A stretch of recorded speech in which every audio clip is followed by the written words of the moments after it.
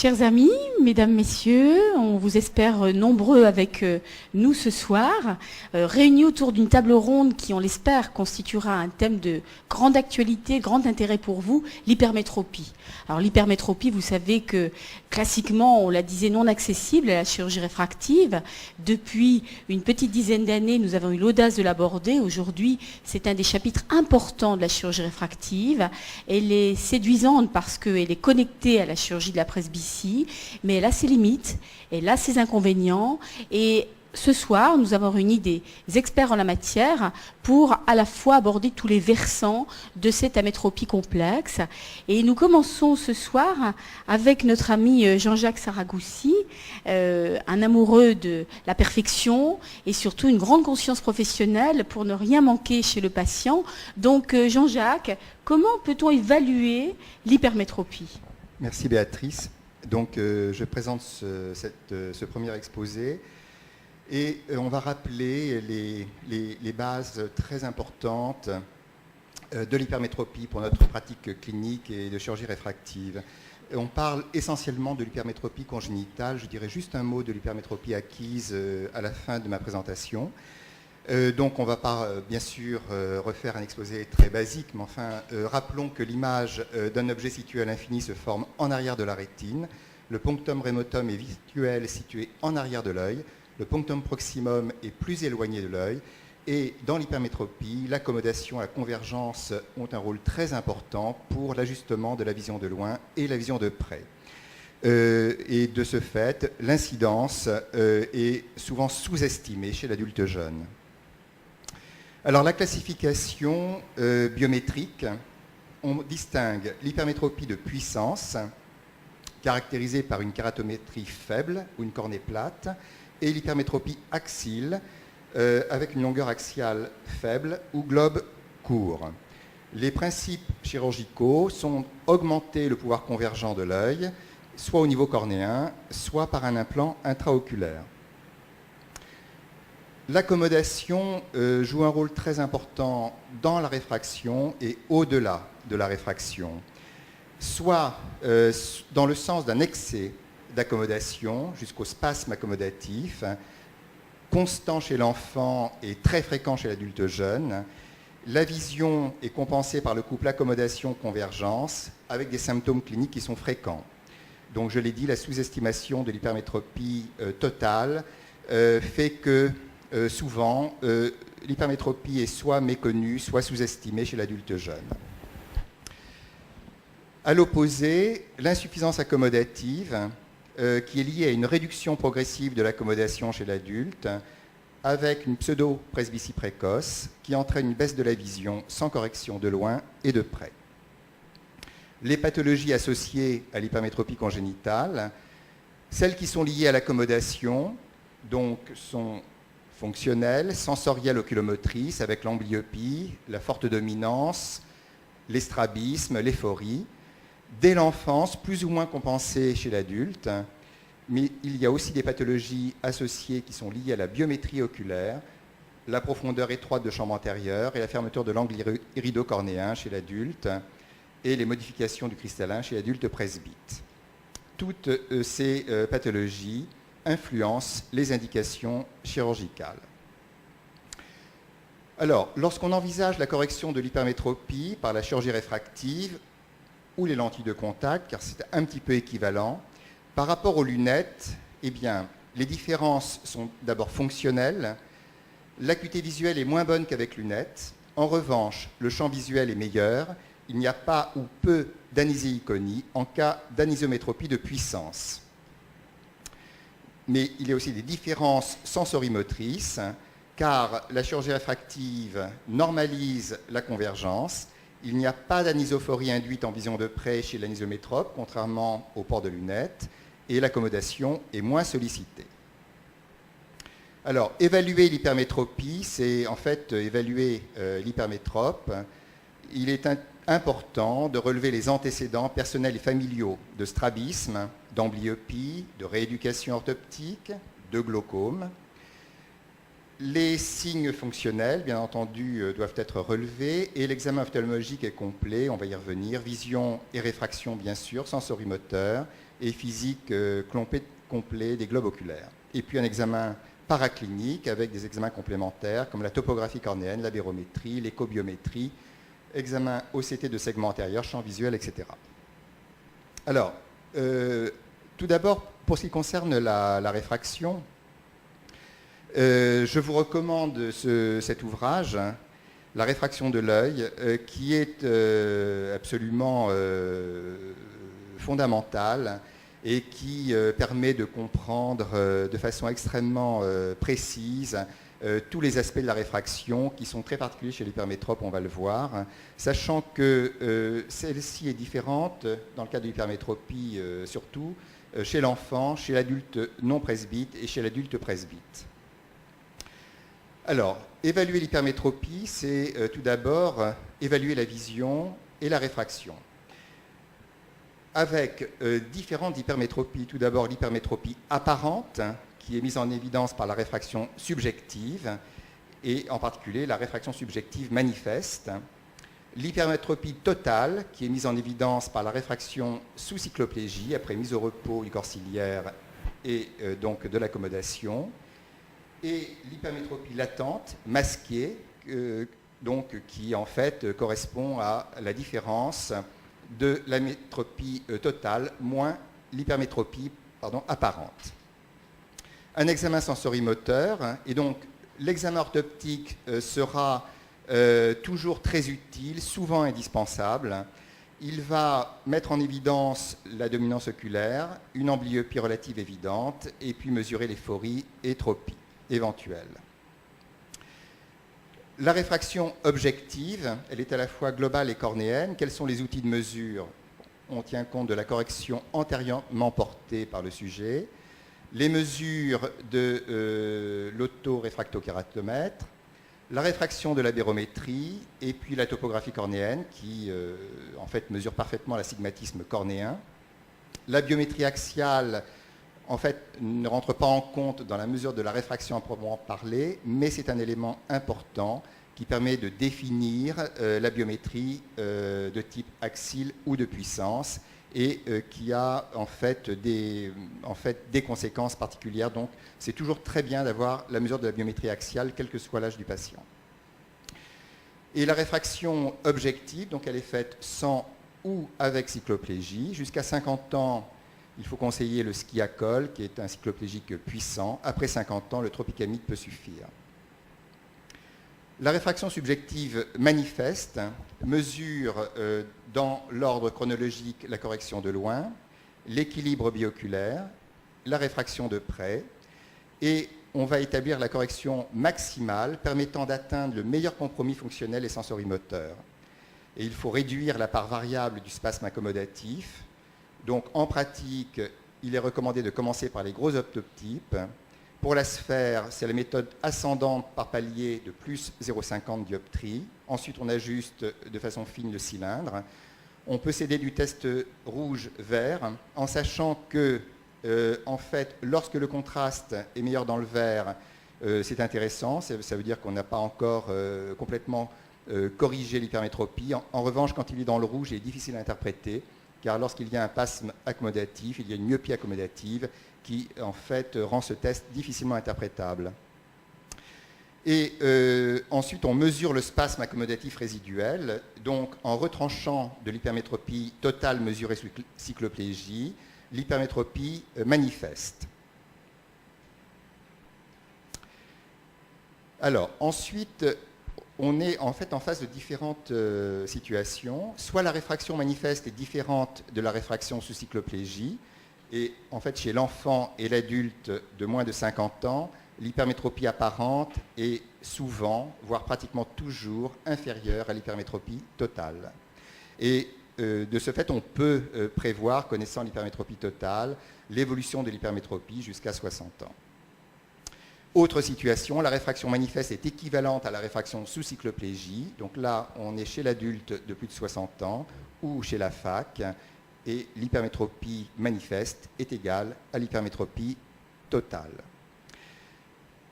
Alors, en résumé, avant 40 ans, on est en présence d'une fonction d'accommodation puissante. L'hypermétropie est bien compensée jusqu'à 2 dioptries. grâce à un spasme accommodatif quasi permanent. Il existe souvent des fluctuations visuelles et réfractives qui sont liées à la part variable du spasme accommodatif. La chirurgie avant 40 ans donc, pose différentes questions. Quel objectif de correction? L'hypermétropie apparente, sachant qu'on sera confronté à une hypermétropisation secondaire progressive post-opératoire. Corriger l'hypermétropie totale, sachant qu'en post-opératoire, on peut être confronté à une myopie accommodative et des problèmes oculomoteurs.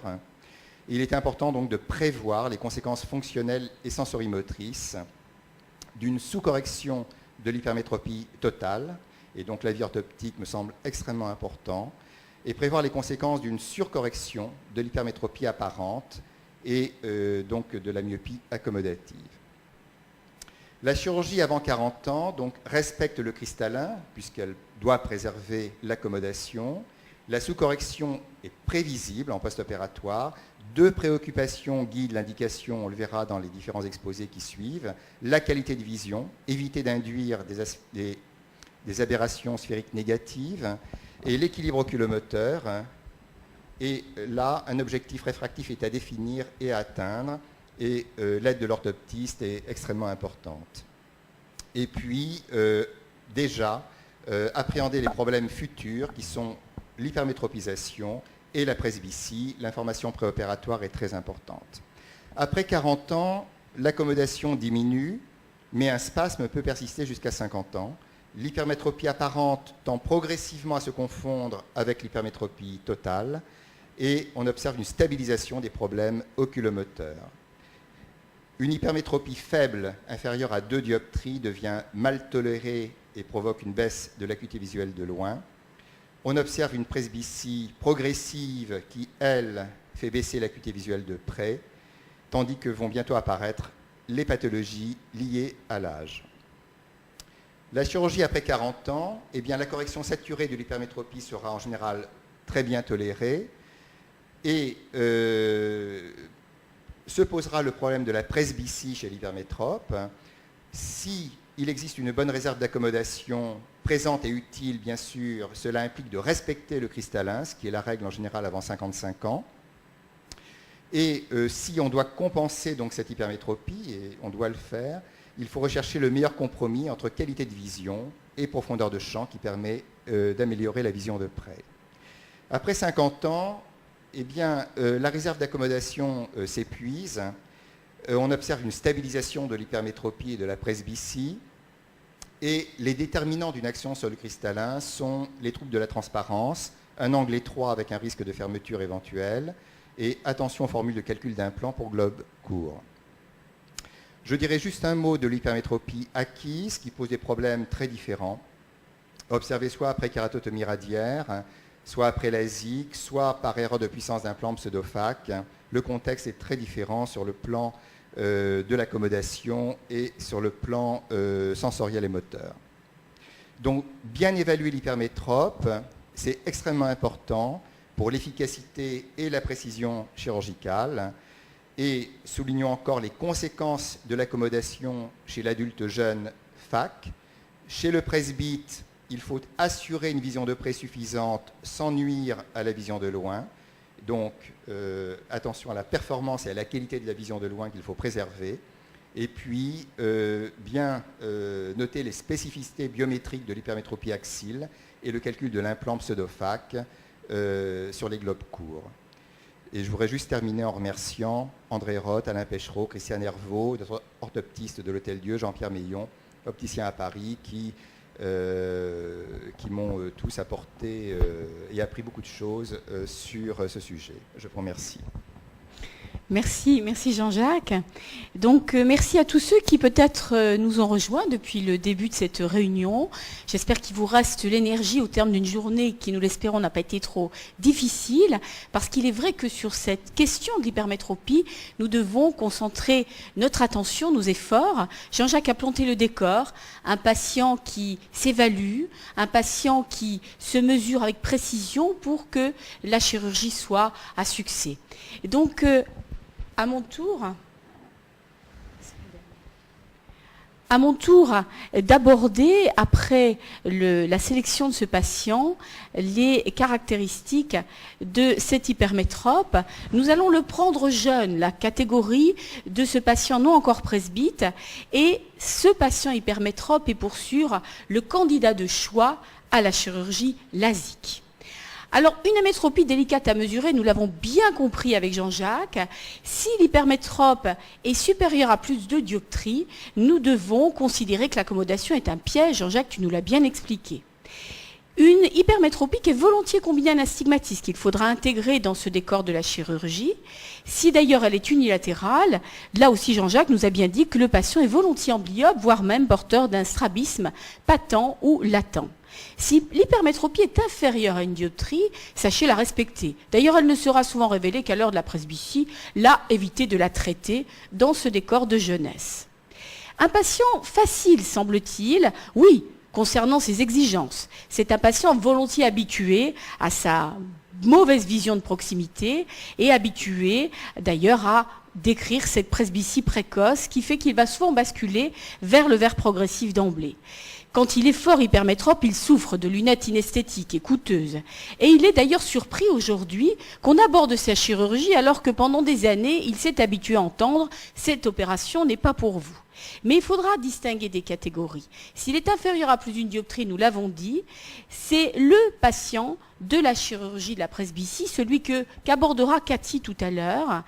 Et c'est entre plus 1 et plus 5 qu'il viendra jeune adulte à vous en choisissant une opération qui sera alors volontiers le LASIK. Au-delà de plus 5, on rentre dans le domaine de la chirurgie intraoculaire, celle qui pose le problème de la qualité de vision. Puis-je vous rappeler la démographie de l'hypermétropie au travers de cette étude de Framingham qui montre que la population de l'hypermétropie n'est pas négligeable. De plus 1 à plus 3, celle qui va caractériser la chirurgie du LASIK, eh bien c'est 30% de la population qui s'y trouve avec plus de 40 ans. Donc on est dans la cible de la chirurgie également de la presbytie qui sera abordée tout à l'heure. Et finalement, vous constatez que l'hypermétropie, c'est bien plus fréquent que la myopie. Quel profil allons-nous pouvoir aborder? Eh bien, nous pouvons choisir le profil classique que décrit M. Munorlin et qui vous dit que plus vous avez une zone optique petite et plus vous allez avoir un effet réfractif grand. Ce qui signifie que vous avez la nécessité de moins ablater pour une zone optique étroite. Et cette règle régit l'ablation conventionnelle et explique pourquoi, en matière d'hypermétropie, vous allez tout faire pour faire bomber artificiellement cet œil trop court. Et donc, vous allez travailler en réalisant une couronne de traitement périphérique avec des zones qui ont tout à fait été bien définies, c'est-à-dire une zone de diamètre interne qui doit être au moins de 5 mm et de diamètre externe d'au moins 9, ceci pour vous garantir une efficacité et pour vous garantir une prédictibilité et une stabilité dans le temps. Alors voilà à quoi ressemble ce profil d'ablation. Il a d'abord une petite zone optique, 5 mm. Ça veut dire attention, sensible au décentrement. Ça signifie également halo, éblouissement. La qualité de vision est très fragile et toujours un petit peu altérée quand on aborde la presbytie, l'hypermétropie dans son traitement chirurgical. Ça veut dire également une large zone de traitement sur au moins 9 mm.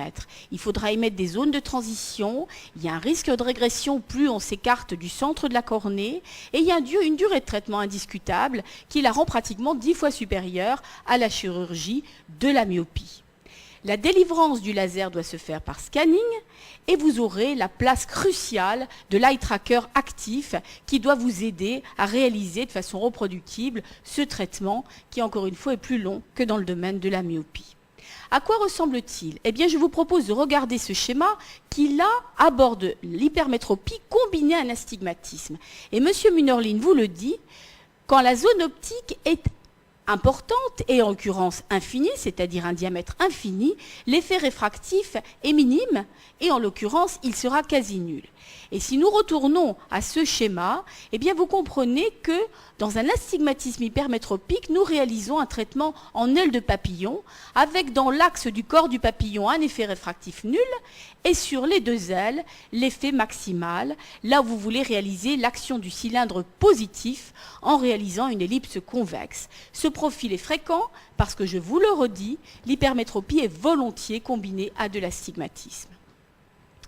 Alors, nous avons deux possibilités de réaliser l'astigmatisme hypermétropique. On peut décliner cela en cylindre positif, avec un effet couple négligeable intéressant, et le traitement sera seulement périphérique. Ou bien vous réalisez un cylindre négatif, avec un effet couple qui va aborder la sphère, et là, vous serez plus consommateur du tissu, avec une nécessité de compenser l'effet couple. Donc, il faut plutôt décliner la discussion en cylindre positif combiné à sphère positif. Alors, quel sera le profil du traitement photoablatif? Ce profil peut être également guidé par abérométrie. Ça, c'est une étape beaucoup plus moderne qui a consisté à demander au laser non plus de traiter une anomalie sphérocylindrique qui se régit encore une fois selon Münnerlin, mais d'aborder ceci en incluant la sphère et le cylindre dans le chapitre global des aberrations optiques. Là, le laser va se concentrer sur le traitement de la sphère et du cylindre qui vont être considérés comme une aberration à part entière associée au pool des aberrations en particulier d'ordre élevé, celles qui s'associent à l'aberration sphérique et au coma en particulier. Et alors là, il vous faudra utiliser un laser des temps modernes, couplant eye tracker, compensation du shift pupillaire, capacité de reconnaître et de compenser la cyclotorsion, surtout quand l'astigmatisme est combiné et qu'il dépasse une dioptrie 50. Et alors là, vive l'abéromètre au titre de super réfracteur qui va vous aider à rendre compte de la réalité de cette amétropie qu'il est important de rendre encore une fois dans sa mesure le plus précis possible. Gardez à l'esprit que la qualité de vision est absolument importante et sera donc là non nuançable. On ne peut pas jouer sur la zone optique lorsque vous êtes dans le domaine de l'abérométrie. Autre possibilité de combinaison, cette fois-ci guidée par topographie. Et alors là, en topographie, on va jouer sur un autre facteur que l'aberration, qui est la sphéricité. La sphéricité, on va pouvoir la mesurer à partir de la cartographie d'élévation et elle se cote en facteur Q, ce facteur Q qui rend compte du profil prolate habituel de la cornée. Lorsqu'une cornée est prolate, son facteur Q est négatif. Et lorsqu'on a une asphéricité, elle induit des aberrations sphériques. Et ces aberrations sphériques vont être positives lorsque l'asphéricité est négative. Et on va ainsi induire des aberrations sphériques positives lorsque la cornée dans la nature est livrée de façon prolate habituelle. L'aberration sphérique est aux alentours de moins 0,13 pour un profil Q de moins 0,27. Ceci pour une pupille de 4,5 mm puisque les aberrations vont être dépendantes de la taille de la pupille. Et donc, dans le profil guidé par topographie, vous allez ainsi jouer sur la sphéricité naturelle. Et tout à l'heure, Cathy vous montrera que si, lorsqu'on traite de mon côté le jeune hypermétrope en souhaitant garder son asphéricité naturelle, Cathy tout à l'heure fera exprès d'augmenter cette asphéricité pour augmenter la profondeur de champ et ajouter également une capacité meilleure de lecture de près lorsque patient vieillissant aura, lui, atteint l'âge de la presbytie. Voyons ensemble alors pourquoi ne pas faire par exemple une photoablation de surface. Eh bien parce qu'il y a en matière d'hypermétropie un certain nombre de limites. Nous allons devoir traiter sur une grande zone, ce qui signifie une grande zone de débridement et donc une semaine de malheur pour le patient qui devra attendre le délai de la réépithéalisation. Nous aurons également une efficacité qui sera moindre par rapport à la myopie, surtout si l'astigmatisme est combiné. La littérature est formelle en la matière. Qualité de vision qui a quand même dégradé avec des signes fonctionnels indiscutables, et il est démontré également qu'il y a un risque de haise centrale non négligeable lorsque l'on aborde en surface ce traitement de l'hypermétropie.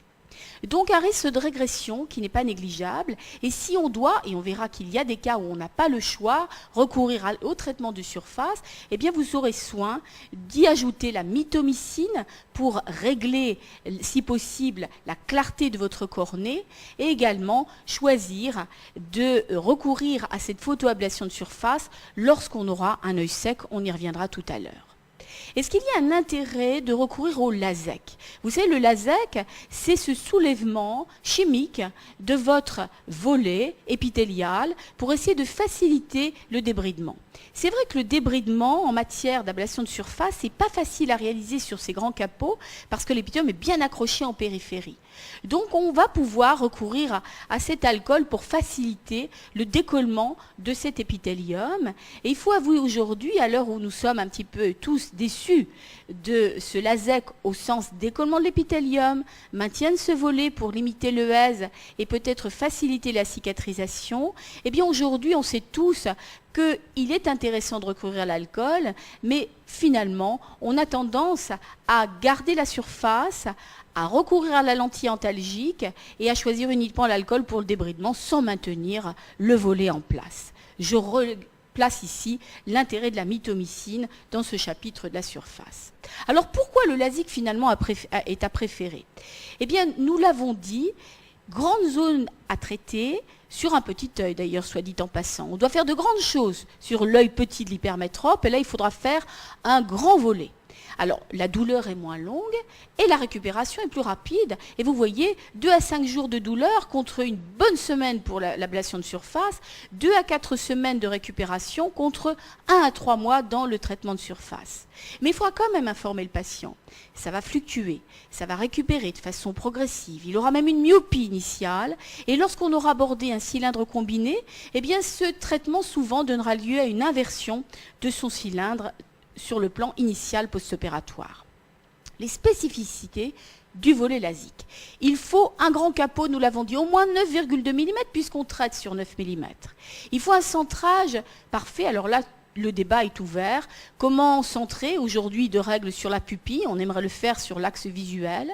Et il faudra protéger la charnière lorsque vous allez en particulier combiner un astigmatisme, parce que cette charnière, si elle n'est pas orientable, eh bien, va pouvoir être une zone de tir pour le laser. Donc lorsque vous êtes dans un traitement qui inclut en particulier l'astigmatisme, il faudra garder bien à l'esprit quelle est la zone sur laquelle va être réalisé le grand axe de ce traitement et protéger si nécessaire cette charnière. En revanche, pas besoin d'ajuster le nomogramme de votre laser. Donc le LASIK, il a son intérêt, il semble qu'il ait un rôle peut-être de resurfaçage du volet. En tous les cas, je le redis, stabilité, efficacité meilleure que dans l'ablation de surface et très intéressant quand l'astigmatisme est combiné. Quand il est combiné, fondamental de repérer l'axe, surtout si ce cylindre dépasse une dioptrie 50. Vive l'eye tracker, vive la compensation du shift pupillaire, en cas de pupille excentrique qui s'ovalise, vous savez, lorsqu'elle se dilate, et compensons la cyclotorsion. Il est important également donc de respecter la charnière, je le redis. Si la charnière n'est pas orientable, vous aurez souci de protéger cet axe de traitement, le grand axe de votre ellipse. Il y aura également un point fondamental qui est la notion de ce capot de grand diamètre. Et c'est vrai que ce grand diamètre, parfois, il n'est pas toujours facile d'obtenir à 9,2 mm.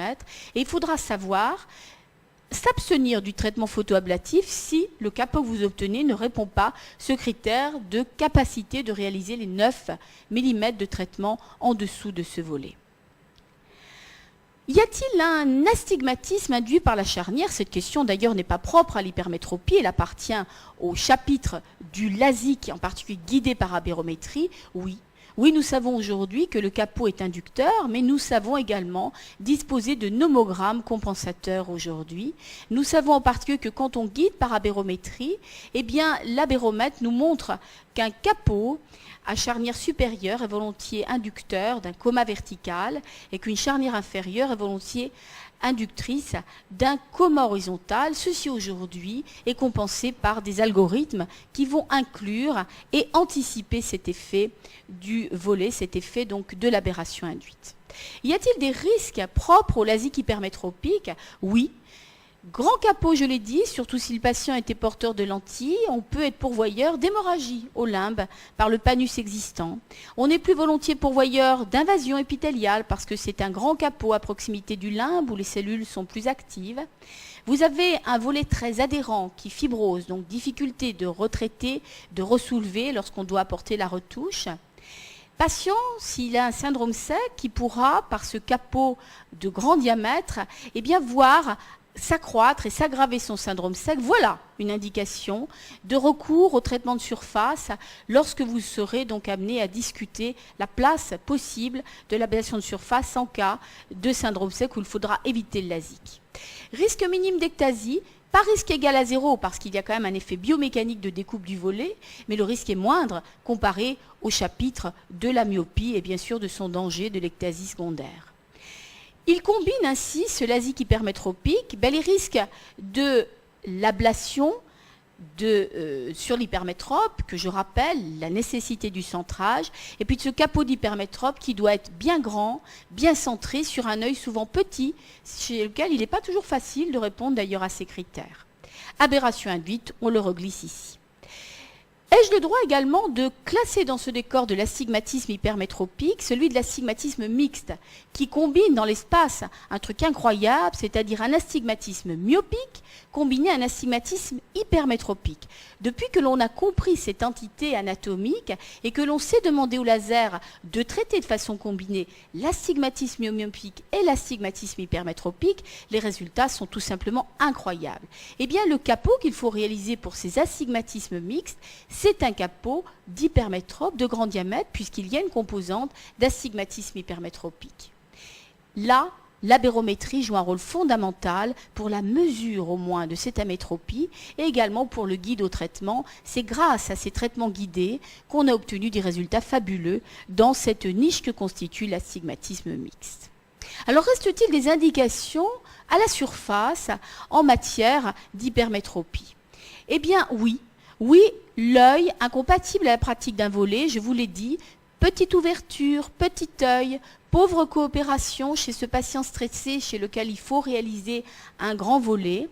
Altération de la surface oculaire, j'entends par là syndrome sec en particulier, et en cas de retraitement. Si vous devez aborder la récupération d'un petit défaut résiduel, sans conteste, il est plus facile de retraiter en surface que de s'acharner à ressoulever un capot très adhérent, on l'a déjà mentionné. Place privilégiée du presbylasique, ce n'est pas mon chapitre, ce sera celui de Cathy, mais puis-je vous dire que le concept du LASIK hypermétropique par lui-même, le fait d'induire ce bombement central est par lui-même source d'une augmentation de la profondeur de champ, ce qui fait que le jeune patient, le jeune même presbyte débutant de la petite quarantaine, avec un simple traitement d'hypermétropie, sera déjà un patient heureux pour la vision de près grâce à cette nuance de la sphéricité centrale. Donc, il est sans conteste possible d'emblée de souligner que le meilleur candidat au presbylasique, ce sera encore une fois le chapitre de Cathy, eh bien sera bien cet hypermétrope qui y trouve totalement sa place. Alors, au total, hypermétropie et photoablation, je me place là chez le patient de moins de 40 ans, eh bien oui, c'est tout à fait la place du LASIK. C'est vrai que globalement, on est moins performant en traitement d'hypermétropie qu'en myopie, et il faudra moins en promettre aux patients, mais heureusement, le patient a moins d'attente. Le LASIK qui occupe la place de choix, à condition que la métropie soit de moins de 6 dioptries. Place de choix lorsque le patient a moins de 45 ans. Au-delà de 45 ans, il ne faudra pas hésiter, bien sûr, à lui apporter le complément du presbylasique pour la vision de près. Et là, ce sera la compétition avec toutes les autres techniques, intracor, inlay, implants multifocaux, tout ce que mes copains vont vous décrire maintenant. Et je dirais que le choix, il sera fondé sur l'âge, sur la métropie, sur la kératométrie et les mesures intraoculaires. Et là, Jean-Jacques nous l'a dit, c'est un œil compliqué où on doit réaliser de grandes choses alors que lui, la nature, lui a donné de toutes petites dimensions. Et donc, c'est mon plaisir maintenant d'aborder avec Cathy le domaine de l'hypermétrope qui vieillit, celui pour lequel enfin nous nous régalons parce que pour lui, nous avons de belles solutions. Elles sont d'abord cornéennes, Cathy. Alors, je vais donc vous parler de l'hypermétrope presbyte qui va... juste une petite... Alors je vous rappelle, pendant que Cathy introduit son travail, que vous êtes invités à lister les questions et que nous aurons plaisir, dans la demi-heure de discussion, d'essayer de répondre dans nos limites de nos compétences et nos expertises avec grand plaisir. Je vais donc vous parler de l'approche cornéenne chez l'hypermétrope presbyte pour compléter tout ce que vient de dire Béatrice sur le LASIK. Alors, on sait à l'heure actuelle que la chirurgie cornéenne de la presbytie ne peut qu'induire une pseudo-accommodation qui est variable selon la technique utilisée et qui est en fait un compromis entre la très bonne vision de loin, la très bonne vision de près, et qu'on essaye d'avoir à l'heure actuelle une bonne vision intermédiaire. Et tout cela doit se faire au prix d'une baisse de la qualité de vision qui doit être la plus faible possible. On l'a dit et on va le répéter, on augmente les aberrations optiques lorsqu'on fait des traitements hypermétropiques et encore plus lorsqu'on traite des hypermétropes presbytes. Alors nous allons aborder les différentes techniques que Béatrice vient d'évoquer, le LASIK bien sûr, l'intracorps, les inlays et une petite place pour la thermokératoplastie conductive qui en fait, je passerai très vite parce qu'elle n'a pas donné les espoirs qu'on attendait de cette technique qui est relativement peu invasive. Alors le LASIK, on l'a vu, c'est la voie royale pour l'hypermétrope presbyte. Les traitements varient en fait selon les lasers utilisés, qu'on utilise une multifocalité cornéenne ou une hyperprolacité, le tout étant d'obtenir, lorsqu'on a un traitement efficace, une très bonne vision de loin, une bonne vision intermédiaire et une bonne vision de près, comme il est marqué sur le bas de la diapositive. Alors les traitements photoablatifs pour l'hypermétrope presbyte, donc varient selon le laser, on l'a vu. Certains traitements entraînent une multifocalité cornéenne, le plus souvent avec une vision de près centrée, sauf pour le Nidec qui lui donne une vision de loin centrée. Nous avons plusieurs plateformes à l'heure actuelle qui permettent de faire des traitements multifocaux, le Vizix Star, le Technolas avec les traitements le supracorps. Ces traitements sont faits en un seul temps. Et les traitements sont le plus souvent préconisés en bilatéral et de manière tout à fait symétrique. L'addition est le plus souvent non modulable et là aussi, il y a un tricortical nécessaire par le cerveau qui reçoit plusieurs images. Alors certains traitements, on l'a vu, utilisent l'hyperprolacité, c'est-à-dire qu'on va augmenter volontairement la prolacité de la cornée avec un facteur Q que l'on va augmenter entre 0,7 à -1 pour avoir une hyperprolacité variable selon les cas. On induit alors une pseudo-multifocalité avec une augmentation de la profondeur de champ par l'augmentation de l'aberration sphérique qu'on a décrite tout à l'heure. La zone optique est le plus souvent large, on a un risque un petit peu moindre de décentrement et on a une seule focale. Alors ces plateformes qui nous permettent d'augmenter l'hyperprolacité, c'est le Wavelight avec un facteur Q que l'on peut moduler. C'est un laser que l'on peut utiliser et personnaliser selon l'expérience que l'on a. C'est le chirurgien qui va rentrer la valeur du facteur Q, donc l'hyperprolacité que l'on veut donner à ces cornées. Il existe donc une souplesse de traitement avec une parfaite customisation. Par contre, le MEL 80 est plus simple à utiliser. C'est avec le laser Blended Vision. Les profils de laser sont non linéaires. Il y a un chevauchement des zones en vision intermédiaire et la neuroadaptation toujours nécessaire pour ce laser. Mais ce laser programme de manière systématique la même addition et vous ne pourrez pas moduler le traitement. Alors les résultats chez l'hypermétrope sont excellents lorsqu'on traite la presbytie associée.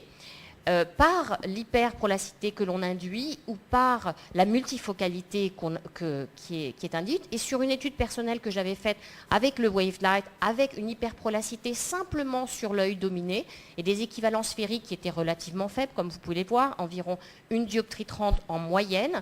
L'acuité visuelle sans correction en binoculaire, puisque je n'avais fait une hyperprolacité que sur un œil, était de 9/10 par Rhino 2, avec un parcours accommodatif intéressant de 28 cm à plus de 64 cm. Alors, une autre possibilité à l'heure actuelle à notre disposition, c'est l'intracorps.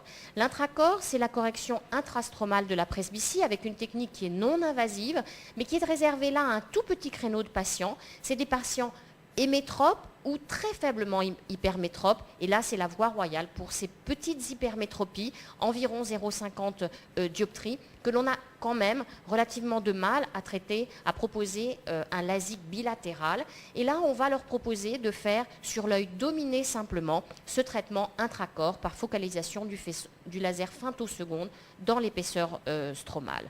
Ces incisions créées sont concentriques, circulaires, et on n'a bien évidemment pas besoin de faire de flap ou faire de débridement épithélial, et on laisse la membrane de Bowman intacte.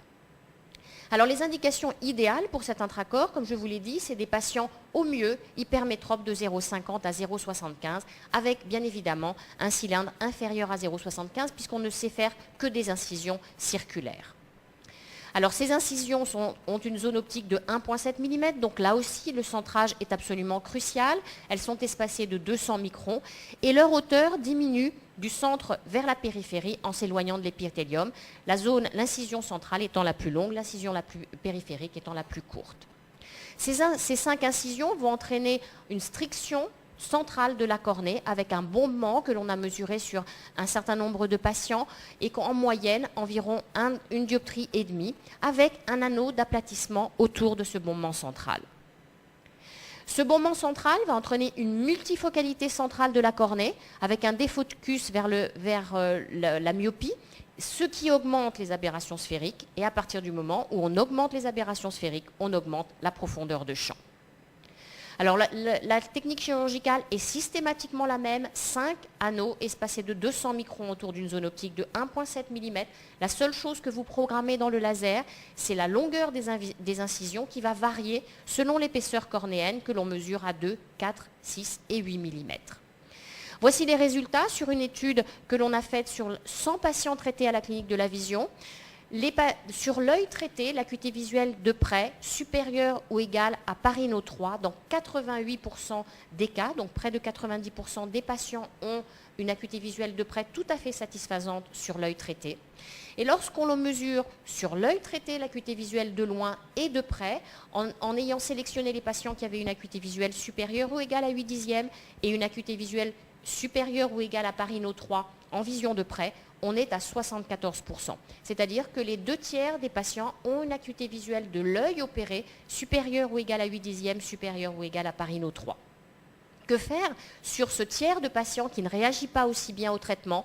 Lorsqu'on a une sous-correction, on peut à l'heure actuelle proposer une reprise, un retraitement exactement superposé à la première procédure avec des incisions qui peuvent être congruentes, comme vous l'avez sur la diapositive de gauche, ou moins congruentes à droite, sans avoir cependant de baisse de la meilleure acuité visuelle corrigée.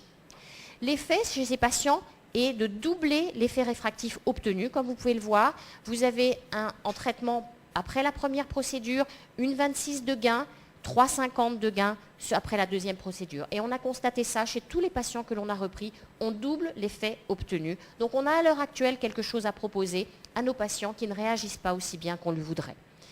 Venons-en maintenant aux inlays.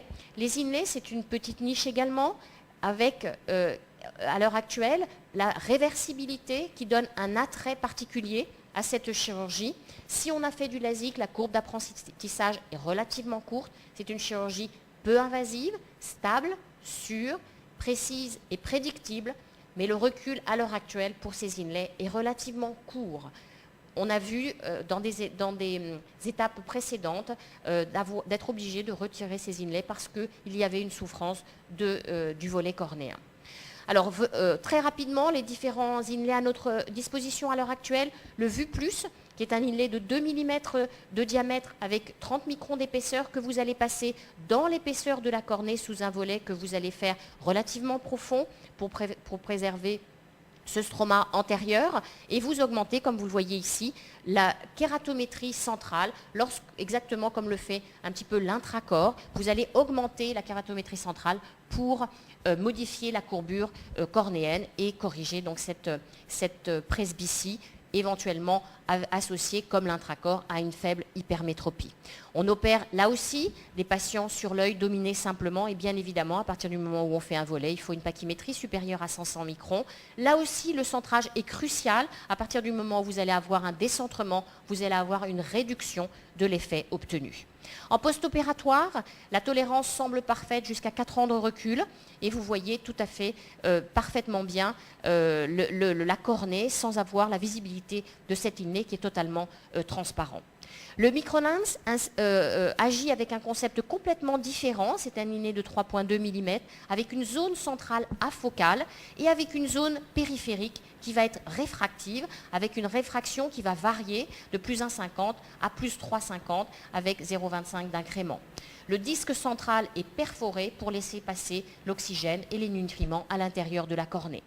Lorsque les faisceaux vont passer au centre de la cornée, ils vont être défocalisés de près, ils vont être focalisés dans la couronne périphérique qui est réfractive.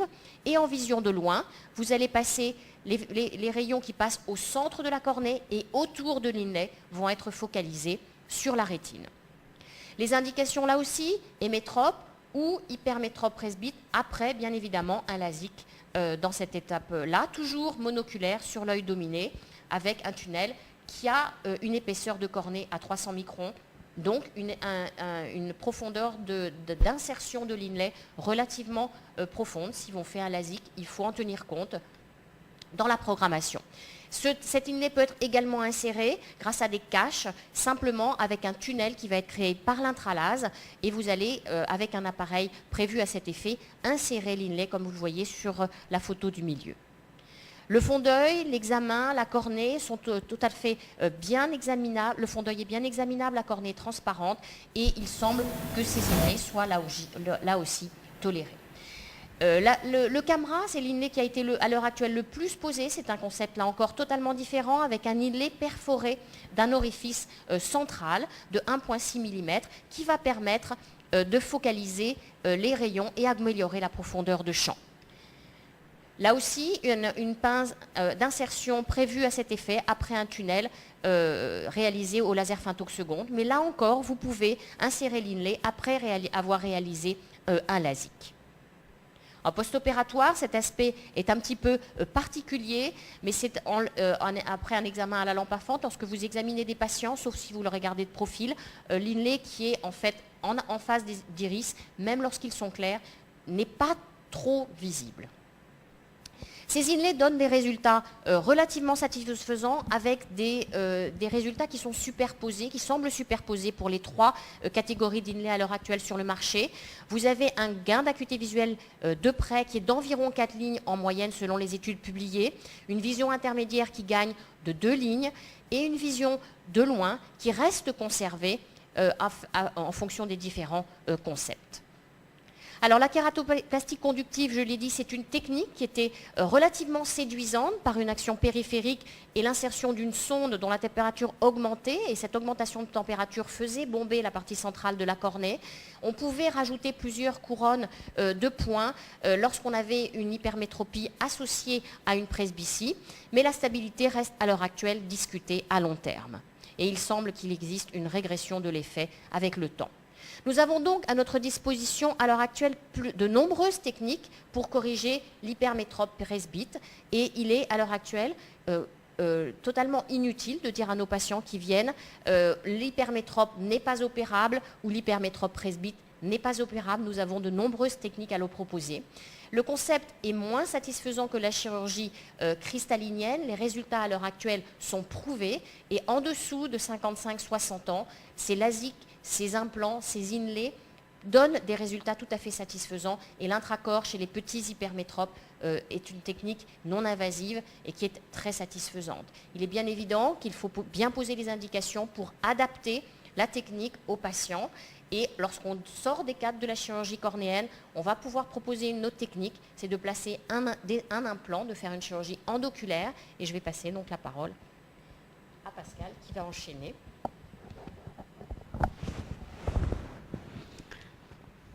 Donc, on a compris grâce à Cathy qu'en pratique, l'hypermétrope jeune est un patient à respecter. Ça, Jean-Jacques nous l'a expliqué dans la difficulté de la mesure. Quand il vieillit, Jean-Jacques, où l'accommodation nous pose moins de problèmes, on se régale avec la chirurgie.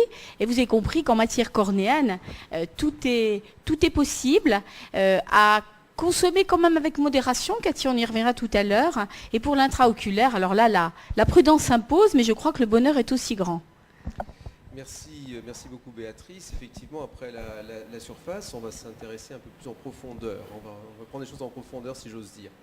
Donc mon sujet, évidemment, c'est l'extraction du cristallin clair avec pose d'un implant multifocal, qui est effectivement une technique de choix également chez l'hypermétrope presbyte, avec ce fameux acronyme que vous connaissez tous, qui traîne depuis maintenant une quinzaine d'années, le PRELEX, ou Presbyopic Lex Exchange, depuis Waltz et Wallace de 1997, initialement prévu avec l'implant Amo-Array. Et bien des progrès ont été faits depuis, vous le savez, car à l'époque, il fallait quand même oser enlever un cristallin clair pour mettre un implant dont on sait que, quelque part, il a vieilli, dont on sait que les performances, en vision de loin, de près également, étaient tout de même un petit peu limitées. L'hypermétropie, effectivement, c'est, et ça a été depuis le départ, le vice de réfraction qui répond le mieux à la multifocalité. D'une part, les indices de satisfaction sont très élevés, car déjà, tout simplement, la compensation de la vision de loin apporte l'amélioration en vision intermédiaire et de près. Le patient, au départ, sans correction, voit mal de loin, enfin mal de près d'abord et mal de près ensuite, comme l'a dit Jean-Jacques tout à l'heure dans son premier exposé. Alors, je vous propose de voir d'abord les avantages et inconvénients respectifs de la technique d'extraction du cristallin clair. Un des gros avantages, c'est que vous avez une correction qui est totale, stable et on peut le dire définitive. Parce qu'on va peut-être en parler après, il peut y avoir, nous avons tous vu des patients qui pouvaient avoir des phénomènes régressifs, pour certains presbylésiques notamment, avec des aléas de cicatrisation cornéenne tout de même. Et effectivement, à nouveau, Jean-Jacques, rappelez-vous ce qu'il vous a dit dans le premier exposé, cette hypermétropie latente qui parfois peut poser problème. Vous avez également, gros avantage, une large gamme de corrections sphérocylindriques. On sait que la plupart des implants multifocaux disponibles sur le marché actuellement permettent donc des puissances de l'ordre de 30 dioptries qui vous amènent quasiment aux confins de la nanophtalmie. Bien sûr, pas tout à fait quand même, parce que vous savez que l'œil nanophtalme est quand même très particulier avec des risques opératoires et post-opératoires plutôt marqués, mais je pense qu'on peut parler en tout cas des fortes hypermétropies, aller jusqu'à la nanophtalmie sans l'atteindre. Autre avantage, la technique opératoire est quand même largement simplifiée et sécurisée depuis les progrès tant de la phocoemulsification, je ne parle pas des micro-incisions, de l'efficacité des machines qui sont devenues quand même beaucoup plus sûres, de la céphuroxime qui permettent de réduire le taux d'endophthalmie qui est toujours redouté dans cette chirurgie, comme vous le savez, et également qui va encore s'améliorer avec la femtochirurgie du cristallin, dont Joseph Collin, vous le savez, est un grand adepte, et pour cause, on pense qu'effectivement, dans ce cristallin clair, avant même la cataracte, c'est sans doute l'application princeps, car vous pouvez reproduire de façon très efficace les gestes qui vont être tant l'incision que le capsulorhexis notamment. Avantage également dans les progrès que nous avons eus au cours des dernières années sur la qualité des implants. Les implants ont des optiques asphériques, donc vous pouvez moduler la sphéricité. Rappelez-vous les travaux de Pierre-Jean Pizella, par exemple, sur la sphéricité qui peut être modulée chez un patient, même non d'ailleurs hypermétrope. Le travail de la diffraction, selon les implants également, a également fait de gros progrès. Les lissages de marge de diffraction, on parle de convolution, on parle d'apodisation, de différents niveaux d'apodisation également, qui permettent donc d'obtenir une qualité de vision franchement améliorée par rapport aux premiers implants. Enfin, mais accessoirement, l'opéré ne fera pas de cataracte, bien évidemment. Petit avantage que vous pouvez citer en glissant à la fin de votre consultation préopératoire. Alors, les inconvénients, il y a bien sûr le revers de la médaille. C'est une chirurgie qui est dite invasive. Mais qu'est-ce qui n'est pas invasif à partir du moment où on fait un geste tant sur la cornée? Est-ce que vraiment le geste intraoculaire est devenu plus invasif maintenant au vu des avantages que je viens de vous citer? Bien sûr, le risque chirurgical d'une rupture de capsule postérieure à l'extrême peut empêcher la pose d'un implant. Ces cristallins ne sont pas les plus difficiles à enlever, bien entendu, car ils sont mous, évidemment, par définition. Néanmoins, un accident chirurgical, une potence, une aspiration, une irrigation qui ne marche plus, vous pouvez avoir un problème chirurgical. Donc c'est vrai que ça, il va falloir en faire part d'ailleurs à l'information préparatoire de votre patient. Risque post-opératoire, l'endophthalmie, je vous l'ai cité avec la céphuroxime, donc maintenant quand même une fréquence largement diminuée par rapport au 1 sur 300 endophthalmies connues en France d'il y a une quinzaine d'années et qui doivent être bien sûr rediscutées. D'autres risques existent néanmoins à moyen terme. Vous connaissez l'œdème maculaire et sa fréquence chez l'hypermétrope, car il est un peu plus fréquent effectivement sur les yeux courts. Il habituellement n'induit qu'un retard de récupération visuelle, car les complications à long terme sont quand même relativement peu fréquentes. Les décollements de rétine ne sont pas ce qui survient le plus souvent chez l'hypermétrope, bien sûr, par rapport au défaut réfractif opposé qui est la myopie. Ils existent néanmoins. Bien sûr, la réponse chirurgicale reste habituellement très bonne, surtout sur un tel terrain. Peut-être un peu plus à discuter, la déméla ultérieure, car ces yeux-là également, ces yeux hypermétropes, font plus facilement des hypermétropies, des DMLA, pardon. Et ces DMLA, effectivement, pourraient, au moment des complications, rendre plus difficile soit le traitement, soit l'évaluation, ou encore la basse vision, lorsque l'âge avance. Autre inconvénient, vous savez qu'un multifocal est l'utilisation d'un compromis optique, pour lequel il faut évidemment bien sélectionner les indications et contre-indications. Il existe également, autre inconvénient, des effets photiques inhérents à ce système de partage oculaire avec les halos, l'éblouissement également.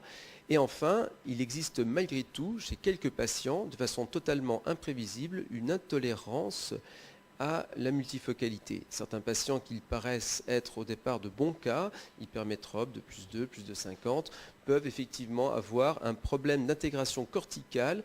Et François Malcaz l'a montré sur les patients insatisfaits après LASIK et travaille actuellement sur les implants multifocaux, mais vous devez quand même avoir en tête ce très rare phénomène.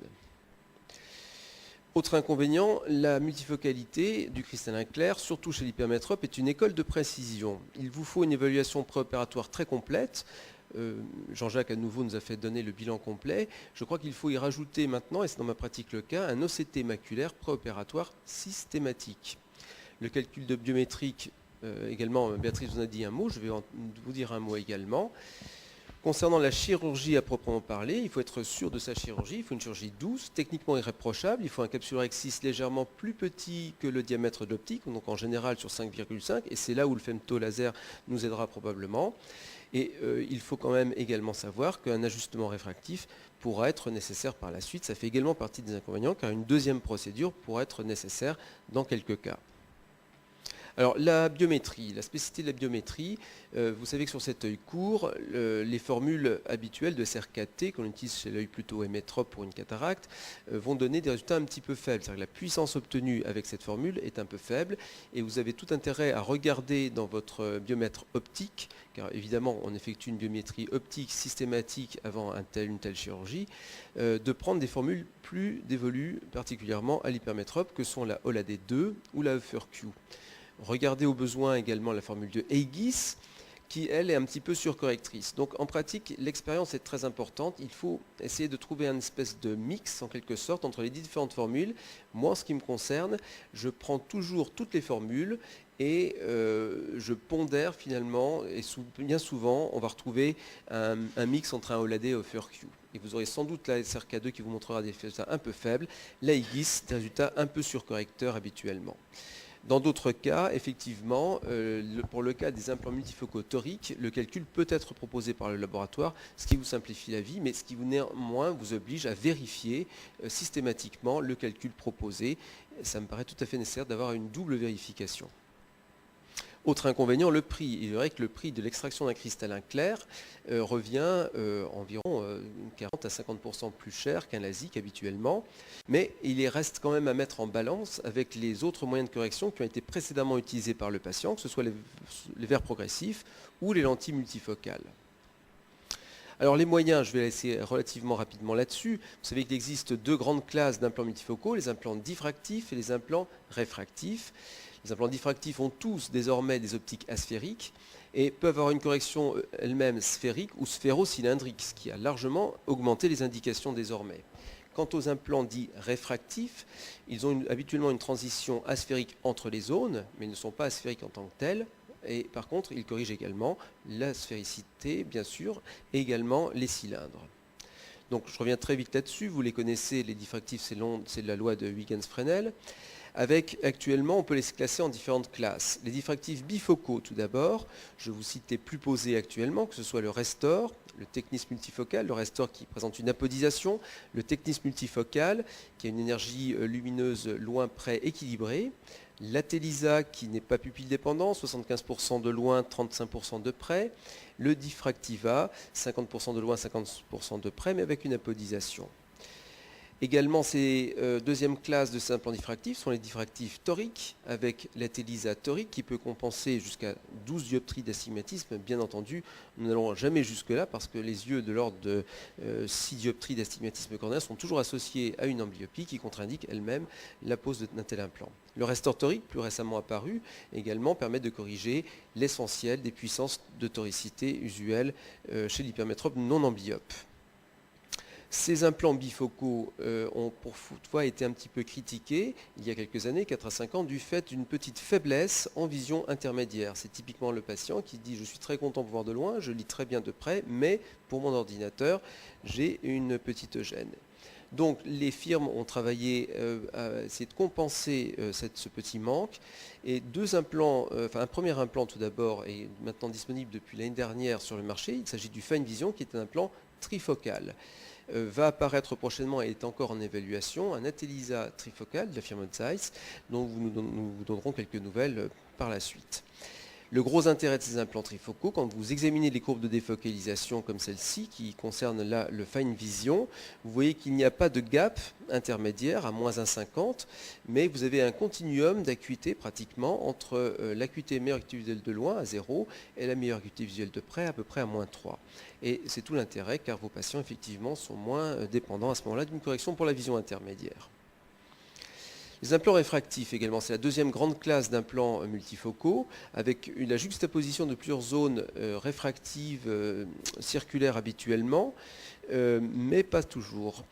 Les implants classiquement ont été le Rizum, mais qui perd de la vitesse maintenant beaucoup. Le M-Flex peut utiliser, le OIA peut utiliser finalement. Un implant sort actuellement, il s'agit de l'implant M+, qui a la particularité et l'originalité d'avoir une addition située sur un secteur de cet implant, placé soit en bas, soit en haut, selon les utilisateurs, et qui a l'intérêt d'être beaucoup moins pupille dépendant que les autres. Vous le voyez d'après la courbe de défocalisation de distribution d'énergie lumineuse que je vous présente, telle que la différence loin près ne se situe qu'entre 1 et 2 mm. Au-delà de 2 mm, il y a un quasi-équilibre loin près pour les zones.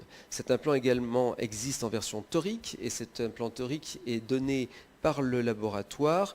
Il faut que vous donniez votre axe, le laboratoire vous le fabrique et vous place d'emblée le tor sur l'axe prédéterminé que vous lui fournissez. Concernant les contre-indications, je vous ai dit qu'il fallait être très sélectif, effectivement, elles concernent l'âge, on pourra en dire quelques mots. Les contre-indications organiques, je n'y reviens pas, c'est le but de votre examen très précis préopératoire. Il est clair que par contre il existe des contre-indications psychologiques tout à fait à éviter, des patients qui sont trop demandeurs d'une vision parfaite, qui ont l'impression d'avoir un zoom parfait dans leur œil. Ce n'est absolument pas le cas car vous savez que ce partage de lumière incidente va induire forcément une petite perte de certains contrastes, notamment de haut contraste. Les contre-indications également peuvent simplement relever des exigences visuelles de la personne que vous allez opérer. Réglementairement, les pilotes n'ont pas le droit à la multifocalité, mais simplement des gens qui font soit des loisirs, soit qui ont une activité professionnelle de type photographe, pourraient être excessivement gênés par les aberrations chromatiques dans certains cas, pour utiliser leur Leica, leur appareil photo professionnel au besoin. Les visions intermédiaires fortement sollicitées, vous partagez quand même l'énergie lumineuse, donc c'est certain que quelqu'un qui passe 8 heures par jour sur informatique, évitez de lui mettre un implant multifocal, ça pourrait induire une certaine fatigue visuelle, de même que pour la vision de près, les très grands lecteurs, plusieurs heures, 6 heures, 8 heures par jour, ou des gens qui font des travaux extrêmement précis, pour la vision de près également, sont plutôt à éviter, ou en tout cas, apportez-leur les règles de prudence nécessaires avant de poser cet implant. En sachant que pour la vision de près, il y a néanmoins une compensation possible par des verres de près que vous rajoutez aux verres de loin qui permettent donc de grandir un petit peu l'image et qui permettent de rendre certains services dans certaines tâches. Alors tout ça vous amène à des précautions informatives préopératoires. Vous signalez bien entendu les risques d'une phacoexérèse. Vous signalez, et on en dira peut-être quelques mots dans la discussion, les ajustements réfractifs qui peuvent être nécessaires du fait des difficultés de formule. Vous signalez les effets photiques en donnant environ 10 à 20% de halo, dont certains peuvent être néanmoins gênants, notamment pour la conduite nocturne, et je pense qu'il faut le dire. Les éblouissements environ 10%, alors que les dysphotopsies, les effets parasites fantômes sont relativement moins fréquents. La baisse des faibles contrastes, je la cite également systématiquement. Donnez la notion d'un apprentissage d'une nouvelle vision et revoyez votre patient 6 à 8 semaines après pour vérifier sa bonne intégration à la multifocalité. Signalez-lui également qu'une capsulotomie sera sans doute nécessaire entre 2 et 3 ans, vous le savez, un peu plus précocement qu'avec un implant monofocal. Les indications, alors du modèle d'implant, parce que vous avez un choix maintenant extrêmement large d'implants multifocaux à votre disposition. Il est vrai qu'avec ce que je vous ai dit sur les nouveaux diffractifs trifocaux, ils ont une certaine polyvalence et actuellement, c'est évidemment sont les implants de premier choix pour la multifocalité. Les nouveaux réfractifs, comme le M+, que je vous ai signalé également, avec tout un intérêt particulier, vous donnent une excellente vision de loin, une excellente vision intermédiaire, sont un peu faibles pour la vision de près, mais vous avez quand même du coup une meilleure énergie lumineuse de loin, d'autant qu'il y a très peu de pertes de lumière incidente, au contraire des diffractifs qui font perdre quand même environ 18-20% de lumière incidente. Les diffractifs de forte addition d'addition +4, à mon sens, relèvent d'indications plutôt particulières actuellement. Elles ne sont plus beaucoup posées. Des myopes qui ne veulent absolument plus porter de correction optique de près, vous avez intérêt à forcer un petit peu l'addition, à forcer l'énergie lumineuse de près. Et par voie de conséquence, les mix and match sont beaucoup moins proposés actuellement du fait de la meilleure polyvalence des implants actuels. Néanmoins, si sur un œil dominé par lequel vous aurez eu la prudence de démarrer votre chirurgie, vous avez, semble-t-il, une certaine intolérance ou mauvaise tolérance de votre implant diffractif, la solution de placer un implant réfractif concurrent sur l'œil dominant avec une meilleure énergie de loin pourra sauver la situation et éviter l'explantation de l'œil dominé. Alors quelles sont les indications? La tranche d'âge habituelle, 50-65 ans, on l'a vu, on passe après Béatrice, on passe après Cathy bien entendu, et j'ai tendance à dire que quelque part, plus votre sujet est jeune, plus vous aurez peut-être le droit de le proposer sur une hypermétropie importante, avec 2 exemples un peu extrêmes, qui sont discutables néanmoins, mais ça m'est arrivé 2 à 3 fois d'opérer des gens d'à peine 40 ans, intolérants aux lentilles, contre-indication à une chirurgie de surface totalement, et avec une très forte amétropie, sans amblyopie associée. Vous pouvez quand même discuter, en essayant de faire temporiser néanmoins votre patient, vous pouvez discuter quand même ce cas-là, alors qu'inversement, une personne de 70 ans qui n'a pas de cataracte et qui, semble-t-il, ne développe absolument pas d'évolution de cataracte, dès une dioptrie 25, vous pourrez lui proposer la chirurgie s'il ou est motivé. Donc, en conclusion, même si effectivement il reste encore des évaluations et des discussions éthiques qui sont toujours nécessaires sur le rapport bénéfice-risque d'une telle intervention, je crois que la partie bénéfice est en train de monter néanmoins par rapport au risque. Nous avons donc, on l'a vu, une grande efficacité, une grande stabilité d'effet, de hauts indices de satisfaction avec cette amétropie. Il faut bien sûr une expérience solide de la exérèse, une expérience solide des calculs d'implants, mais je crois que c'est une technique qui se développera de plus en plus dans le futur. Je vous remercie. Merci Pascal. Je pense que vous concevrez avec nous qu'on a essayé de vous couvrir complètement cette question. Et si nous en jugeons par la quantité des questions qui nous sont revenues par Internet, eh bien en premier lieu, on vous remercie pour votre participation, pour la part de courage après une dure journée de travail que vous apportez à cette heure normalement dédiée au dîner. Et nous avons pour Monsieur Loyal et modérateur de session la chance d'avoir à nos côtés Arié Danan qui a collecté toutes les questions qui ont été remises et auxquelles on va essayer de manière synthétique, efficace, de répondre. Merci à vous tous. Oui, bonsoir. Effectivement, beaucoup de questions qui témoignent de l'intérêt que suscite ce sujet. Et donc, je vous suggère de tenter des réponses aussi concises que possible, de façon à ce qu'on puisse aborder toutes les questions posées. Je passe tout de suite à la première question, libellée de la façon suivante. Chez l'hypermétrope fort de plus de 5 dioptries, en matière d'acuité visuelle prévisible, tenez-vous compte de la diminution du grandissement de l'image rétinienne par rapport aux lunettes? Comment l'expliquez-vous au futur opéré? Et faites-vous systématiquement une simulation en lentille?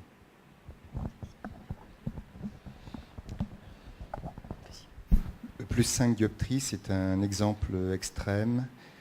Et donc, j'hésite beaucoup à opérer ce type de patient. Après, ça dépend de l'âge, ça dépend voilà, du spasme accommodatif. Mais bon, c'est un exemple extrême et assez compliqué. Alors, plus 5, on l'aborde quand même. Alors, plus 5, on aime bien qu'il ait d'abord tenté les lentilles, pour comprendre un petit peu cette, effectivement, modification de la taille de l'image. Donc oui, la lentille, moi je l'essaye volontiers. Ensuite, oui, moi j'ai quand même l'audace de l'aborder, sachant que ce patient posera des problèmes si la presbytie est installée, mais je repose la question, et je pense que Pascal va rebondir là-dessus. Le patient à qui on retirera un cristallin, parce que sous un +5, il n'y a pas la place de faire grand-chose d'ailleurs, de toute façon, il va perdre son accommodation, et le peu qu'il pourra gagner en vision de près, souvent, est quand même perçu comme un cadeau. Maintenant, oui, ce sont des patients que l'on fait passer par l'orthopsie pour le bilan. Ce sont des patients à qui, moi, je ferai aussi un OCT, je rebondis sur ta remarque, et ces patients qui vont être vraiment prévenus des limites de la récupération. Mais par chance, ils sont souvent habitués à une mauvaise vision. Pascal ?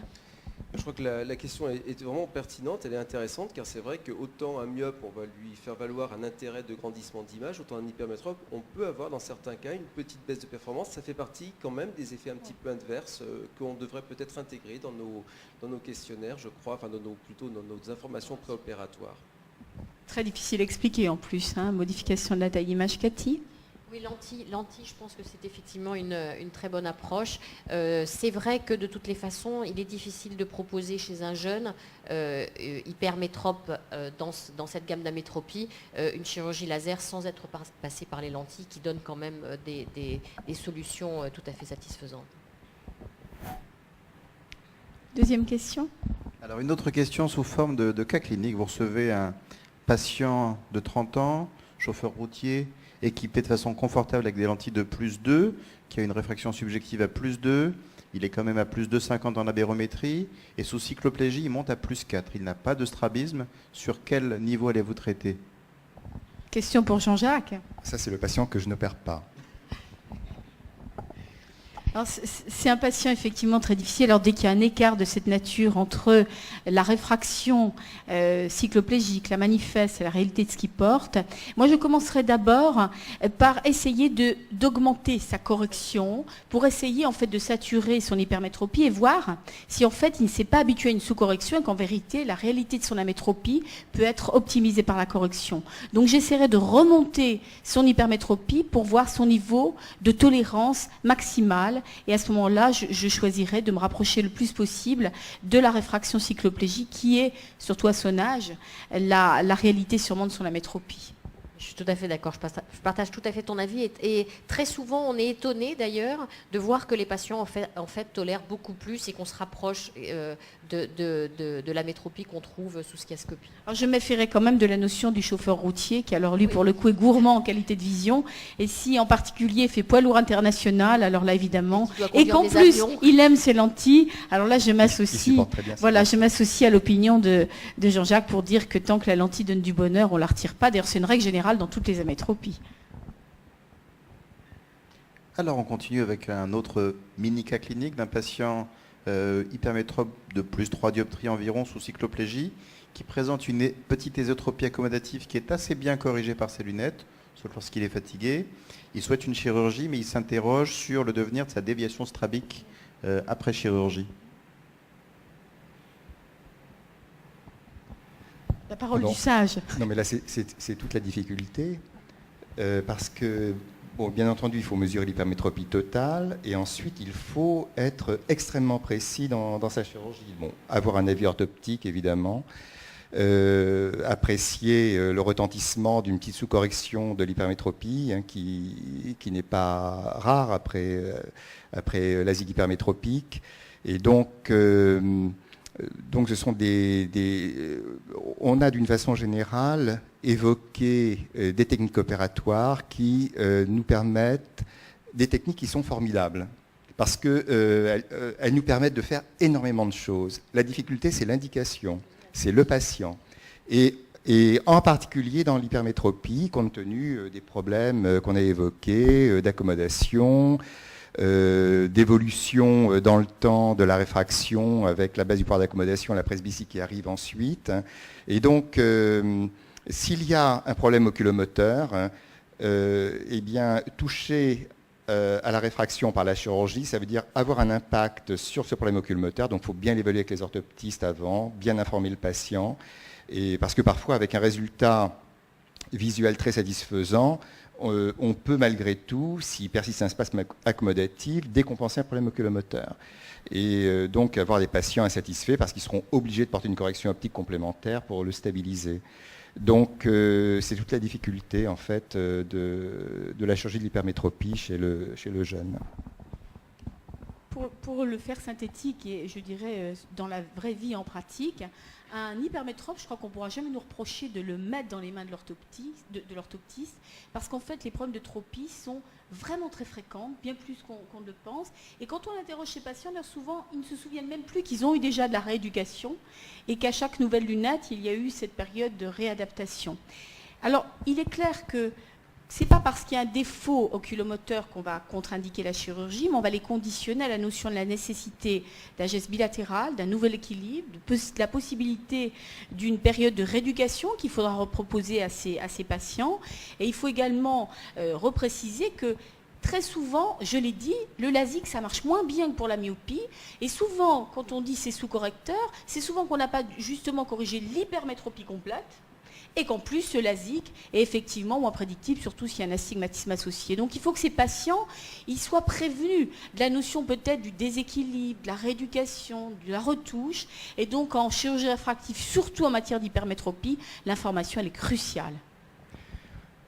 Béatrice, tu disais que ces patients sont peu exigeants. Je ne suis pas tout à fait d'accord, parce que quand ils ont des problèmes, des antécédents oculomoteurs, ils ont non seulement leurs problèmes de réfraction et de leur vision au quotidien, mais en plus, ils ont des signes fonctionnels, souvent une asthénopie, des problèmes, des difficultés dans leur travail quotidien.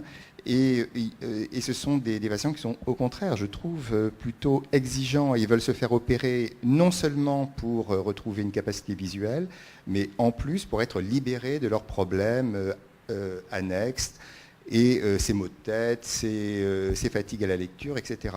Et on n'est pas du tout sûr de régler ces problèmes avec la chirurgie. Donc là, vraiment, on doit travailler avec nos amis orthoptistes, c'est absolument fondamental.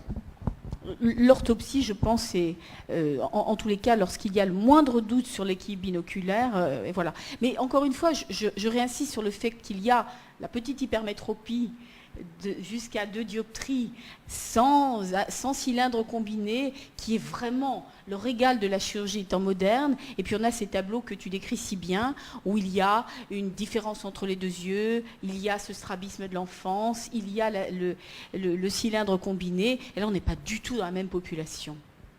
Il y avait une communication de Nicole Cambarelli il y a 2 ans à la Saphir, mais qui avait néanmoins montré l'effet inverse. C'est-à-dire que parfois vous améliorez, paradoxalement, chez un nombre de patients, l'état oculomoteur avec un confort visuel amélioré après chirurgie.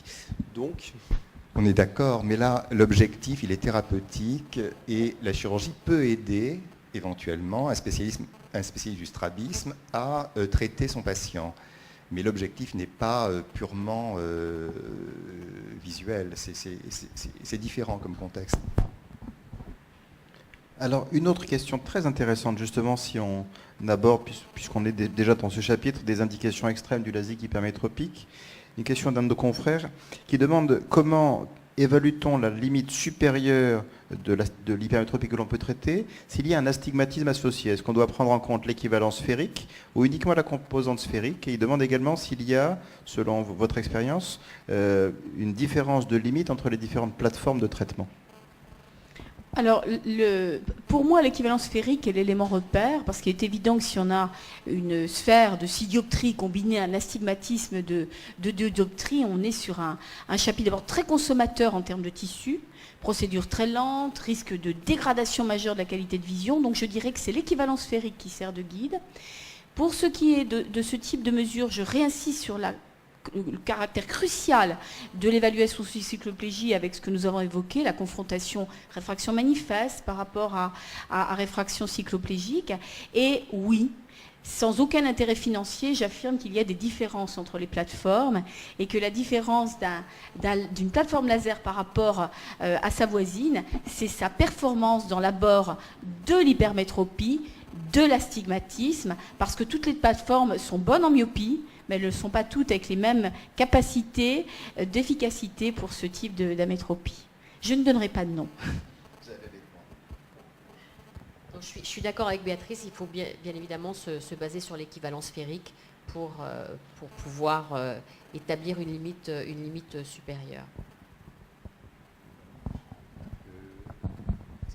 Oui, par contre, dans ces indications un petit peu particulières, je pense que si le patient adhère à un objectif de correction raisonnable, c'est-à-dire non trop exigeant sur la précision ultime de la chirurgie, et s'il ne supporte pas les lentilles de contact, je pense qu'on peut quand même l'améliorer franchement, réduire sa dépendance à une correction, et donc là, par contre, ce sont des patients qui seront peut-être un petit peu moins exigeants et un peu plus satisfaits même d'un résultat imparfait. Voilà, c'est cela en fait auquel je pense quand je pense à l'hypermétropie à bien explorer, parce que ces gens-là sont habitués à avoir de mauvaises lunettes, ne sont pas bien corrigés en lentilles, donc c'est à ce titre-là qu'ils ne sont pas exigeants au sens où ils ne connaissent pas le bonheur visuel. Alors, on change un peu de registre, parce que les questions sont très variées, c'est très agréable. On peut peut-être grouper 2 questions qui portent sur des points techniques. La première, c'est celle de la méthode, ou les méthodes de choix pour la protection du volet de l'ASIC en hypermétropie. Et la deuxième, qui touche le pendant, c'est-à-dire en PKR, quel est le protocole de traitement par mitomycine que vous proposez ? Alors comme j'ai traité la question, je reprends le micro, mais je le partagerai bien sûr avec mes amis qui ont autant d'expérience en matière de photoablation. Alors la protection du volet. Si on a la chance de travailler avec un femtoseconde ou d'avoir un microkératome à charnière orientable, on va choisir exprès d'orienter cette charnière à l'opposé de l'axe de traitement pour tout simplement éviter d'avoir à la protéger. On va la protéger quand cette charnière rentre en conflit avec le 9 mm et qu'on risque de tirer sur elle lorsqu'on va donc adresser la photoablation. Alors comment on la protège quand en revanche on n'a pas pu l'orienter, qu'elle est bien dans l'axe de tir? Bien une petite éponge humide qui peut être mise en regard pour éviter de tirer sur elle. Je ressouligne la durée de ces traitements qui se chiffrent pas en secondes mais parfois en minutes quand on est dans ces amétropies à l'équivalence sphérique de 6 dioptries. On a quasiment des durées 10 fois supérieures à celles de la myopie. Donc, si on met une éponge, il vaut mieux qu'elle soit mouillée, effectivement. L'autre question, mitomycine. Alors la mitomycine, c'est un protocole d'application péropératoire. C'est de la mitomycine à 0,2 mg par millilitre que l'on fait fabriquer par sa pharmacie et qui vous arrive donc à un usage, encore une fois, durant le geste. Vous allez l'appliquer aux alentours de 12 à 15 secondes. On en a défini à peu près sur la littérature cette durée suffisante. Autrefois, c'était 2 minutes et on sait qu'aujourd'hui, c'est plus nécessaire de l'appliquer avec une durée aussi longue. Et puis après, on reste abondamment, on remet le capot et on rentre à la maison. Alors la protection du volet, bien sûr, avec une mérocelle humide. Alors moi, j'ai pour habitude de diminuer un petit peu la luminosité pour voir jusqu'où vont les impacts laser. Et à ce moment-là, on voit très bien si on a besoin de protéger effectivement cette charnière ou pas. Maintenant, c'est vrai qu'avec le femtoseconde, on est quand même très, très aidé dans le traitement de l'hypermétropie. La mitomycine, j'avais pour habitude de le mettre 20 secondes, mais je vais diminuer. 15 secondes suffiront. Voilà. Alors, question suivante. Que peut-on proposer à un patient candidat à une chirurgie de l'hypermétropie, mais qui est aussi presbyte et glaucomateux? Pascal. La prudence est de règle. Évidemment, vous savez que ça fait partie des contre-indications classiques de la multifocalité que d'avoir déjà une maladie qui elle-même peut générer une baisse des contrastes. Vous risquez d'augmenter, d'apporter une deuxième cause de baisse des contrastes. Alors évidemment, il faut moduler un petit peu les choses. Si vous avez une personne de 70 ans qui vient pour un cristallin clair, qui n'a pas d'antécédent familial de glaucome, par prudence, vous aurez fait annonciter des fibres, cette fois-ci, en plus de la macula. Si vous n'avez vraiment pas grand-chose, en dépit d'une certaine hypertonie bien contrôlée par un bêta-bloquant ou je ne sais quoi, peut se discuter effectivement à ce moment-là un cristallin clair. En revanche, un patient avec des antécédents familiaux marqués, avec une personne donc d'âge moins avancé, d'une 50aine d'années, avec déjà des dégâts au champ visuel, c'est une contre-indication. Il est certain que même dans le premier cas que je vous ai cité, vous avez tout intérêt à être très très vigilant sur la pression intraoculaire et vraiment de tout faire pour prévenir une éventuelle dégradation derrière. Et dernier élément, si vous optez quand même pour quelque chose qui apportera une certaine qualité en matière d'implant, prévoyez plutôt un implant réfractif qui donnera moins de pertes incidence de lumière visuelle. La prudence, hein, Jean-Jacques. Oui, je crois que c'est une glaucome avéré avec une atteinte potentiellement évolutive, c'est une contre-indication pour moi. Maintenant, c'est vrai qu'on peut moduler, comme tu le disais, c'est-à-dire qu'on n'intègre pas obligatoirement dans cette contre-indication les patients qui ont une tension oculaire limite, avec une papille tout à fait normale et un champ visuel qui reste tout à fait normal également. Bien évidemment. Voilà, alors c'est pour ça qu'il faut faire vraiment la distinction entre ces patients, parce qu'on fait souvent une nomination au glaucome des hypertonies limites. Donc je crois qu'il faut faire des bilans, faire des champs visuels et effectivement faire des photos des papilles avant de proposer quoi que ce soit. C'est fondamental. Mais, voilà. Et avoir au moins, je pense, dans le passé du patient, s'il est traité, la notion d'un équilibre et d'une stabilité du nerf optique de plusieurs années quand même. Parce qu'un nerf optique traité, jusqu'à preuve du contraire, est potentiellement susceptible de se dégrader. Et n'oubliez pas en plus que la pachymétrie est souvent assez forte chez l'hypermétrope. Et ce petit piège, évidemment, il faut passer dessus. Ce qui veut dire qu'on surestime, puisque la pachy est forte, on a des valeurs importantes de tension qui ne sont pas peut-être le reflet de la réalité. Mais là, c'est sûr qu'il y a une place aux morphologies, aux explorations morphologiques du nerf optique. D'autant que, rappelez-vous également, en matière de glaucome, si l'angle devient étroit, par contre, là, vous allez être favorable.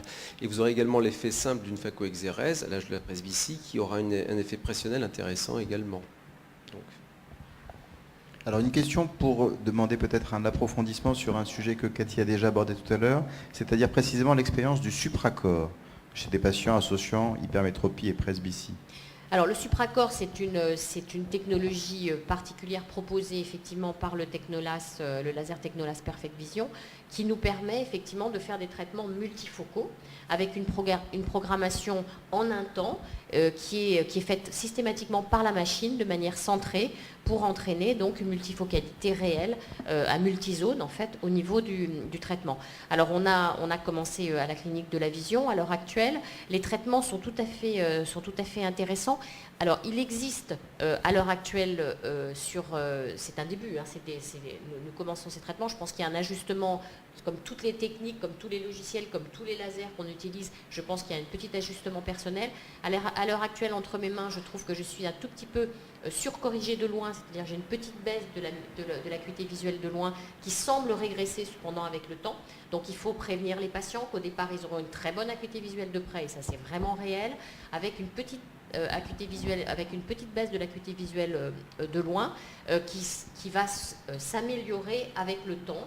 Je pense cependant que là aussi, à mon avis, il peut être intéressant, ce qui n'est pas préconisé par la firme, mais ce qui, à mon avis, pourrait être très intéressant, de faire là aussi ce qu'on appelle des techniques mix and match, c'est-à-dire proposer une petite surcorrection au niveau de l'œil dominant pour être certain que le patient, le lendemain, aura quand même ses 10 dixièmes, parce qu'à l'heure actuelle, lorsqu'on fait des traitements avec les autres plateformes, on peut avoir 10 dixièmes de loin et Parino 2, ce qu'on n'a pas obligatoirement en supracor à l'heure actuelle dès le lendemain. Mais c'est vrai que ça s'améliore avec le temps, donc il faut les faire patienter. Mais c'est vrai qu'un patient qui le lendemain est à 6 dixièmes, ça peut être un petit peu dommage. Alors pourquoi ne pas faire une petite asymétrie dans le traitement, toute très légère, qui permettra de conserver une très bonne acuité visuelle de loin et une très bonne acuité visuelle de près. Il faut dire cependant que les patients, ce que j'ai remarqué, c'est que les patients, même le lendemain à 6 dixièmes, ils ont une qualité de vision qui leur permet d'être relativement confortables, c'est binoculaire, et donc ils sont pas extrêmement gênés, même paradoxalement peu gênés. Il faut en fait, je pense Cathy que tu accepteras cette conclusion, c'est que le supracor est l'affinement progressif de tous ces profils auxquels on a assisté, qui donnent le compromis entre cornée multifocale, aspéricité, îlot de myopisation centrale pour améliorer cette profondeur de champ. Et donc on est dans ces affinements progressifs pour lesquels on se heurtera toujours à cette notion de qualité de vision et surtout de durabilité de l'effet. Donc il est intéressant, mais il se regarde avec parcimonie, avec prudence pour l'avenir, comme le furent tous les autres profils de presbylasik.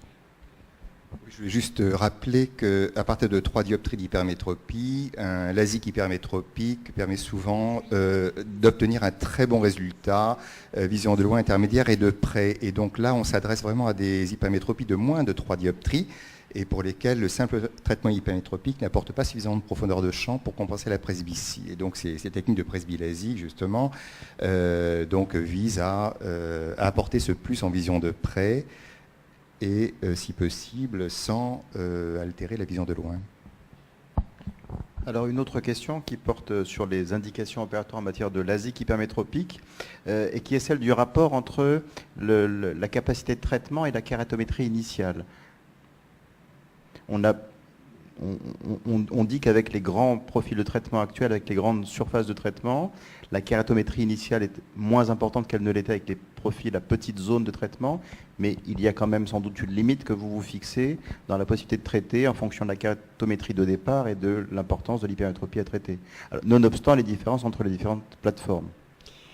J'ose imaginer que la kératométrie jouait également un rôle important à l'heure des découpes par kératomécanique, où on était limité d'ailleurs, parce qu'on s'exposait à des complications de découpe de par l'importance de ces kératométries. Actuellement, c'est vrai qu'avec le femtoseconde, si on respecte cette notion de l'équivalence sphérique de 6 dioptries, qu'on garde bien sûr comme limite le 47 dioptries maximales, au-delà duquel d'ailleurs une cornée fait peur en règle générale, je n'ai pas moi dans ma pratique la kératométrie remise en première place comme elle l'était à l'heure des découpes mécaniques. Beaucoup moins effectivement maintenant depuis l'utilisation du femtoseconde. Cependant, effectivement, une cornée à 47 dioptries, il faut quand même se méfier avant d'aller la toucher. Voilà, alors figurez-vous que nous n'avons pas pu répondre à toutes les questions. Alors, désolé pour ceux qui n'ont pas eu encore une fois d'informations par rapport à ce qu'ils avaient pu évoquer dans le questionnaire. On vous remercie encore une fois pour votre participation et surtout pour cette part active que vous avez apportée à cette session. On espère, en ayant abordé avec beaucoup d'entrain cette table ronde, d'abord qu'on a abordé un volet qui vous a passionné et que vous avez pris plaisir à nous écouter, autant de plaisir qu'on a eu nous à préparer cette table ronde. Je crois qu'il est l'heure d'aller dîner et donc on vous souhaite une très bonne soirée. On espère qu'on vous a au moins nourri l'esprit. Et maintenant, passons aux choses sérieuses. Bonne soirée à vous tous. Bonne soirée, merci.